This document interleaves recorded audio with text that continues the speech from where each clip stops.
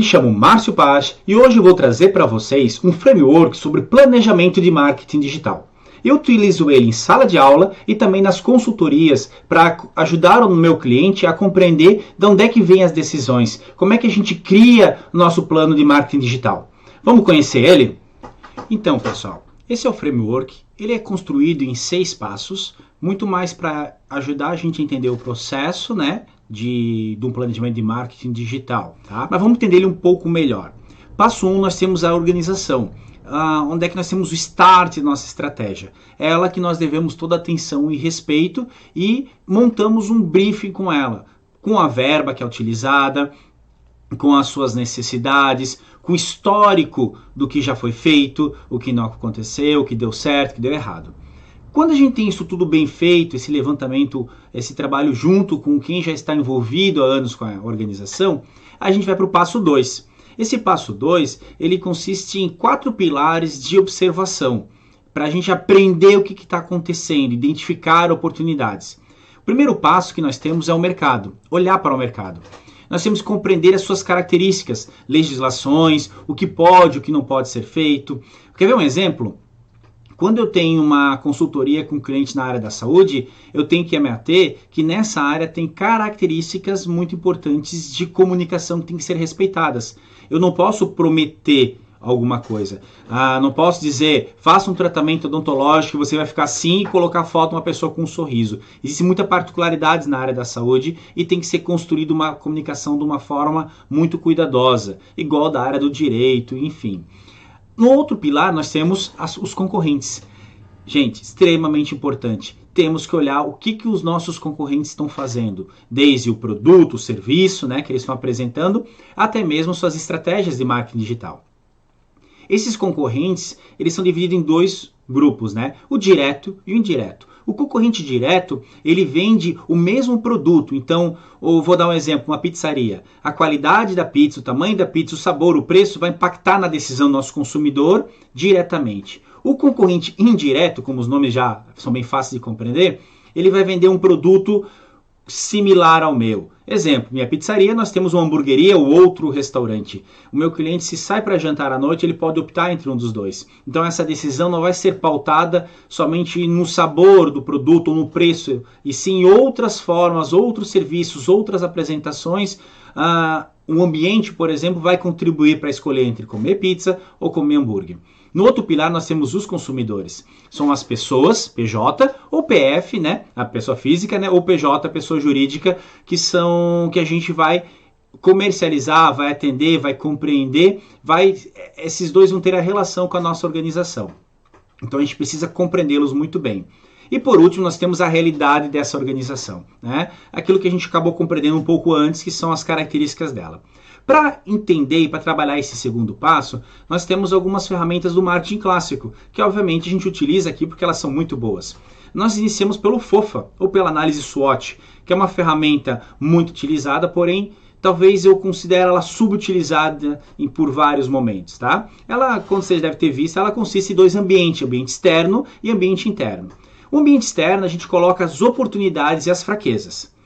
Oportunidades são tudo aquilo que o mercado oferece, o nosso concorrente não atende ou o nosso consumidor tem como necessidade.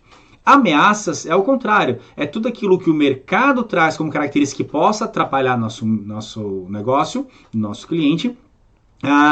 São os concorrentes fortes, players fortes do mercado, e são também os consumidores que de repente rejeitam alguma ideia, alguma coisa assim. Quando a gente olha para o ambiente interno, é a força e a fraqueza, é a nossa organização, a gente controla. A ideia de utilizar o análise SWOT é fazer com que racionalmente a gente encontre uma força da nossa organização com uma oportunidade de mercado. Exemplo, nossa organização tem um produto muito bom e o mercado está com deficiência desse produto. Deu match, é ali que a gente vai atacar. Ou uma questão de praça, uma questão de preço, uma questão de disponibilidade. Existem clientes meus que atendem o local com um atendimento muito bom. E os concorrentes deles até atendem de uma forma maior para o e-commerce, mas muito mal feito. E os nossos consumidores, a gente percebe nas avaliações, nas recomendações, nas redes sociais do concorrente, um descontentamento com relação a esse atendimento, prazo de entrega. Opa, o que nós temos ali? Um cenário muito bom. Nós temos uma força na nossa empresa e uma oportunidade para ser atingido. Entenderam? Por isso que essa ferramenta é muito boa. A partir dela, nós criamos objetivos. Tá? Para entender o consumidor, a gente também tem a Buy Persona. A gente pega o mapa de empatia, entrevistas, faz pesquisa quanti, qualitativa, focus group, para entender quais são as características desses nossos consumidores. Montando uma persona, a gente compreende ele como um ser com uma personalidade, uma característica de uma jornada de consumo, uma jornada de compra muito mais apurada, fazendo com que as decisões do passo 3 sejam mais assertivas. No passo 3, a gente já começa com os objetivos. Esses objetivos eles já podem vir da organização definidos, bem comum. A gente é contratado muitas vezes para atuar já, resolver um problema da organização, correto? Mas às vezes a empresa não sabe bem o que ela quer. Ou ela quer uma coisa, numa análise do passo 2 a gente observa que tem outras oportunidades a serem trabalhadas. Entendam, quando eu faço realmente um plano de marketing digital bem feito, eu me preocupo com o meu cliente. Eu preciso saber quais são suas características para poder fazer de forma mais assertiva, correto? Então esses objetivos pode ser aumentar ticket médio de vendas, retenção de clientes, chamar novos clientes, lançar novo produto, pôr a promoção, gerar mais engajamento, enfim, eu posso ficar o vídeo todo criando uma lista de objetivos. Branding você já deve ter ouvido falar. O branding é algo muito interessante, é como a gente constrói o imaginário dessas organizações na mente do consumidor. Dentro desse imaginário, a gente trabalha por algumas etapas para ser um pouquinho mais fácil de entender e estrategicamente mais fácil de colocá-la num documento, num papel para apresentar nas nossas consultorias. Ou talvez para a gente mesmo, se a empresa, a organização for nossa, por que não, né? A primeira questão importante, propósito da marca. O propósito da marca é por que essa marca veio, o que ela tem de diferencial. Sabe missão e visão? De novo, igual ao SWOT, a maioria das empresas faz, escreve, põe numa parede, põe no site, mas não segue esses valores. Isso é importante porque ele vai nortear todas as ações depois. Entendam, numa visão bem romantizada, né? Quando a gente oferece algo para o mercado, nosso consumidor vai decidir. Ele vai tomar uma decisão. E toda vida que alguém, né, nós somos consumidores, tomamos uma decisão, nós deixamos de adquirir outra coisa. Se for um consumo, né? Eu vou sair hoje à noite, eu vou optar em uma pizzaria ou numa hamburgueria. Eu vou escolher aquela que naquele momento mais me agradar, mais me trouxer assim valor, que aquele meu dinheiro mais vai conseguir algo em troca, certo? Vamos para o tema /história. O tema /história é importante se eu precisar contar alguma coisa. Eu uso essa característica principalmente quando o meu cliente ele tem produtos muito similares aos concorrentes. Não tem muita diferenciação com relação ao produto. Então a gente começa a criar uma história. O que é esse criar uma história? É trazer um encantamento maior, trazer uma outra forma de apresentar esse produto, através de um design, através de um influenciador, através de uma série de ferramentas digitais que a gente faça com que essa marca do meu cliente se torne a primeira na decisão dele. Ele não consegue, de repente, ponderar por diferença de produto, mas ele vai acabar tendo essa decisão por alguma outra característica. Veja as marcas, por exemplo, que se apropriam de uma narrativa diferente. Se apropriam, por exemplo, em época de Dia das Crianças, de adoção, elas acabam contando outras histórias, né, para juntar, se aproximar, que a gente chama no marketing tradicional, né, o offline, de love brand, né, de uma marca que as pessoas criam amor a essa marca. Viu como é que é interessante? Outro ponto, nós temos a linguagem. A linguagem é a forma que a gente vai se comunicar com o cliente. Que tipo de texto a gente vai fazer? Vai ser um texto curto, longo, vai usar GIFs, vai ser clássico, vai usar mais formal, informal. Tudo isso é criado com base em quê? Na persona. Se a minha persona é mais tecnológica, eu vou precisar criar uma história com um envolvimento na tecnologia e vou precisar criar uma linguagem que comunica com ele, certo? Hashtags são estrategicamente muito importantes. São palavras-chave, são tags que vão ajudar a nossa marca, nossas redes sociais, nosso site a ser encontrado nesse mundo todo de oferta de concorrência que existe no mercado.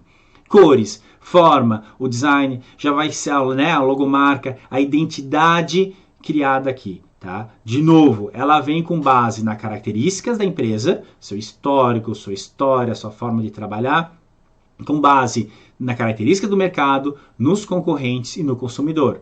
Eu não vou criar uma identidade parecida com o meu concorrente, eu vou estar imitando, eu vou estar sendo algo estranho. Eu tenho que entrar com uma característica de forma, de cor, de design, que vai chamar de alguma forma a atenção do meu consumidor.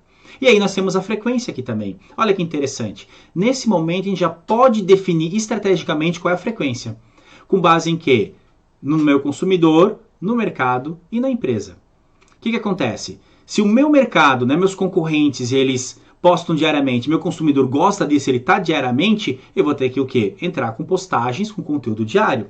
Mas olha só que interessante. Se a minha empresa não tiver verba para isso, eu vou ter que usar uma estratégia, vou ter que buscar, né?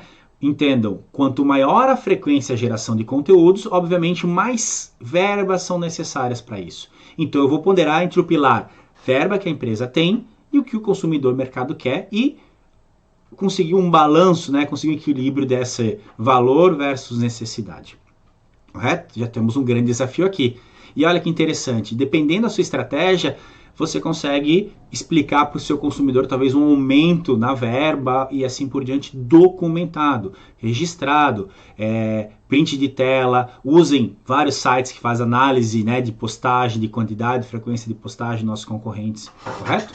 Então entendam, passo 3 nós temos já definido objetivos branding. Nós vamos para o passo 4. Passo 4 eles nos trazem as ferramentas. Aqui é bem comum ver as pessoas confundirem marketing digital com rede social, marketing digital com Instagram.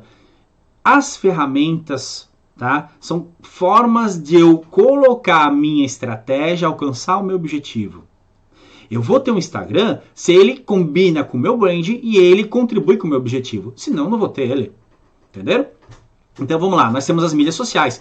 Facebook, Instagram, Twitter, Pinterest, YouTube. Todos podem ser usados, mas também só se consigo utilizá-los racionalmente, com verba, com tecnologia, com tempo, e eles fazem sentido para a minha estratégia. Não adianta entrar em todas as redes e deixar ela desatualizada. Você vê muitos por aí, certo? Site. Site, se a empresa não tiver, é extremamente importante ter um site, porque é talvez o ponto mais, vamos dizer assim, seguro. Porque se eu tenho um Instagram com muitos seguidores, mas o Instagram não é meu, é da empresa, do Facebook.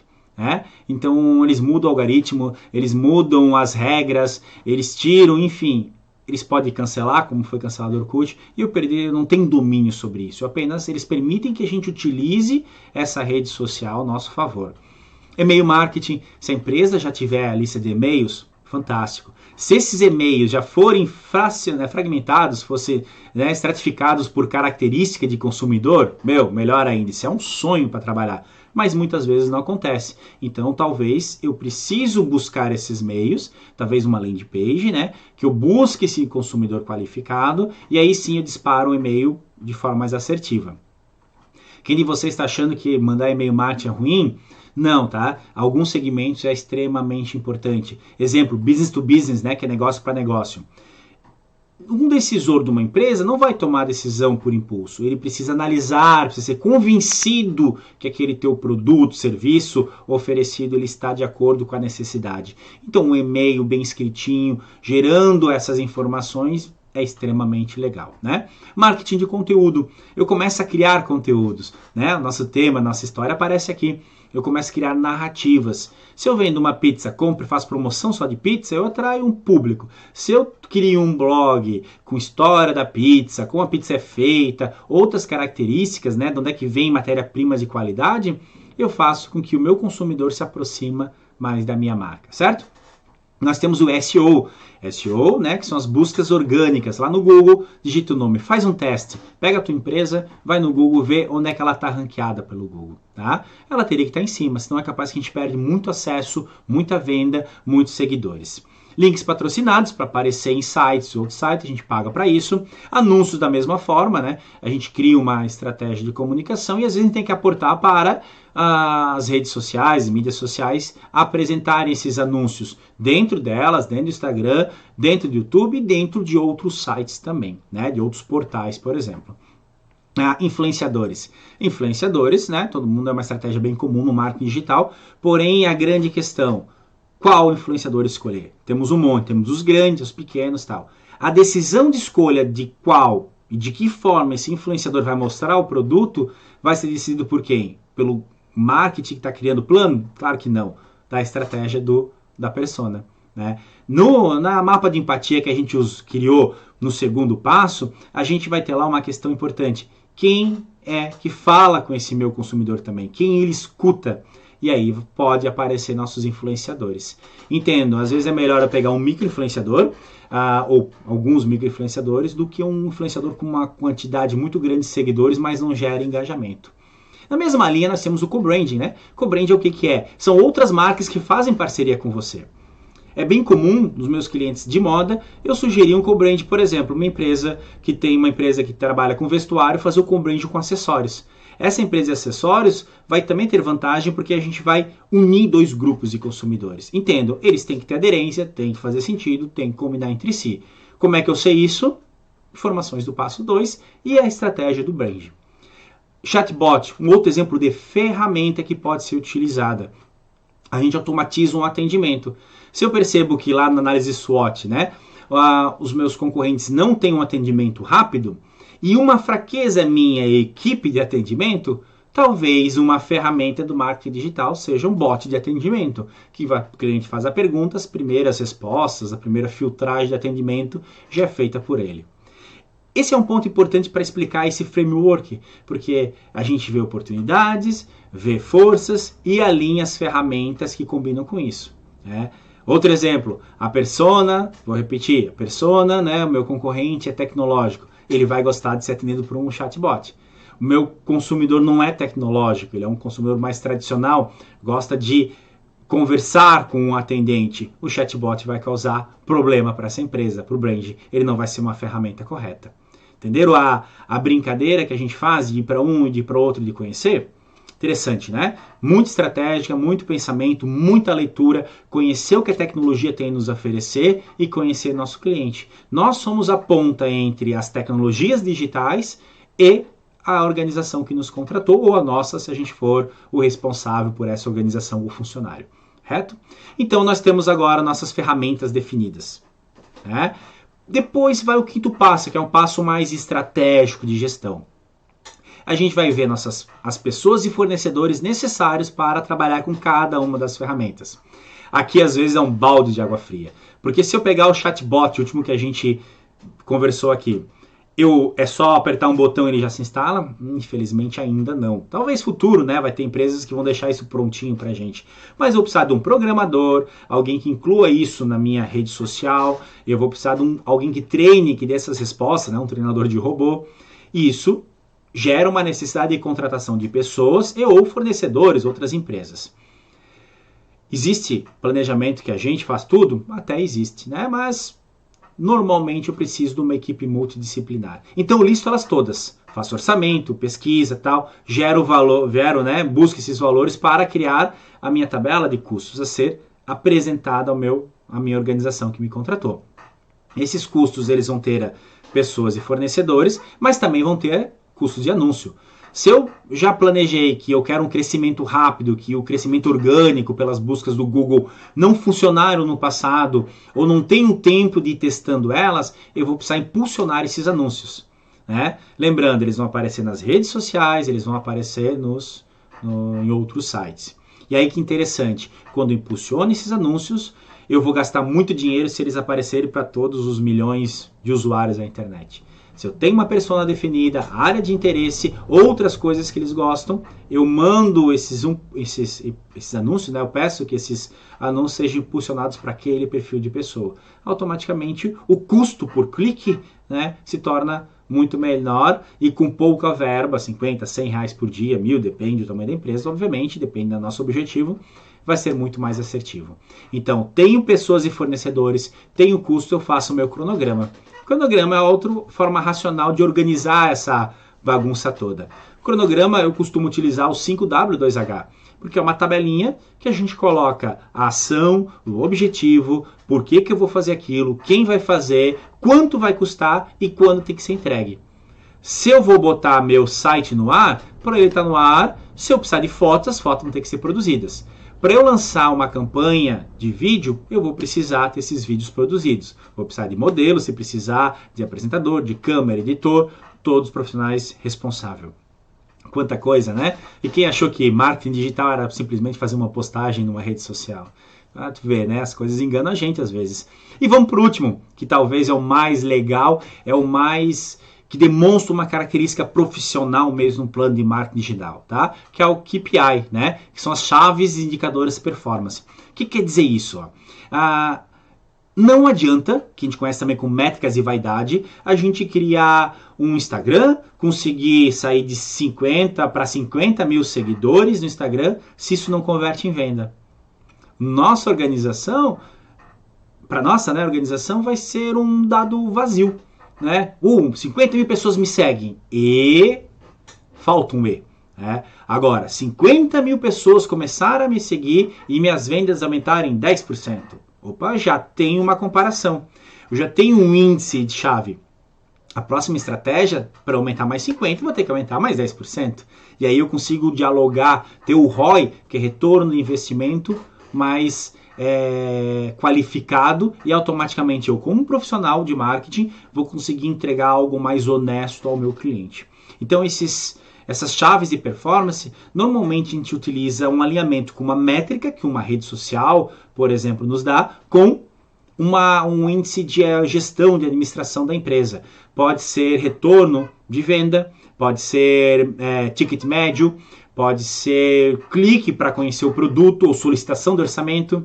Olha que interessante. Teve clientes que a gente disparou uma quantidade de e-mail, ele já disparava 1000 e-mails por mês e tinha pouca solicitação de clientes. A gente fez todo esse processo, a gente identificou qual é a personalidade do cliente que receberia esse e-mail, né? A gente montou todo um storytelling, criou um e-mail marketing com foto correta, com vídeo correto, com brand correto e disparamos a mesma quantidade de e-mail todo mês. O que aconteceu? A gente conseguiu uma quantidade de solicitação de orçamento, que era uma característica desse meu cliente, ele tem que passar pela solicitação de um orçamento muito maior. Então, quando eu alinhei, né, a quantidade de e-mails enviados com a ação de solicitação de orçamentos, eu trabalhei essa questão do índice performance de chave. E eu consigo, né, esse KPI, eu consigo medir se a minha ação deu certo ou não. Aí eu altero alguma coisa nos meus e-mails, ou aumento mais e-mails, automaticamente também tem que aumentar o meu pedido de orçamento. Senão a ação está me dizendo que ela não deu certo. Viu que legal? Pessoas, custos, cronogramas e os índices para avaliação. A máxima dessa brincadeira é o seguinte, eu sempre falo com meus alunos, né? Você ganhou 5% de aumento, é bom ou ruim? Normalmente o professor fala, é bom. Depende, se todos os teus colegas ganharam 50% de aumento, você ficou para trás. Se ninguém ganhou aumento e você ganhou 5% de aumento, é muito bom.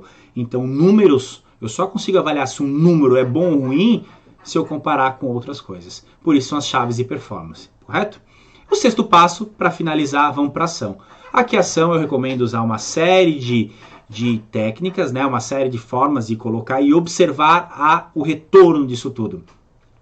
Que é uma característica do marketing digital, né? Eu posso fazer aos pouquinhos uma implementação crescente dessas ações, começar com pequenos impulsionamentos para avaliar se está dando certo ou não. Exemplo, teste AB. Eu estou em dúvida se eu vou criar anúncios mais no Facebook ou mais no Instagram. Se eu tenho uma verba de R$100 por dia, eu jogo 50 em cada um e fico observando esses KPIs, né? Os KPIs sobre esse processo. Correto? Se precisar, volto para ação, vou para frente, vou para trás, lapido e vou adaptando esse meu plano no processo. Ele nunca tem fim, ele é sempre algo cíclico, que eu tenho uma ideia já embasada para ela ser mais assertiva, testo, lapido e a gente vai trabalhando assim, deixando o nosso cliente extremamente contente, deixando a gente com uma imagem profissional, porque a gente pega um recurso financeiro, executa e oferece para o nosso cliente um retorno. Bom, pessoal, espero ter contribuído com o entendimento de vocês sobre plano de marketing digital. Qualquer dúvida, pergunte nos comentários, eu respondo lá ou quem sabe eu crio um outro vídeo a respeito do tema. Ok? Tchau para vocês. Valeu!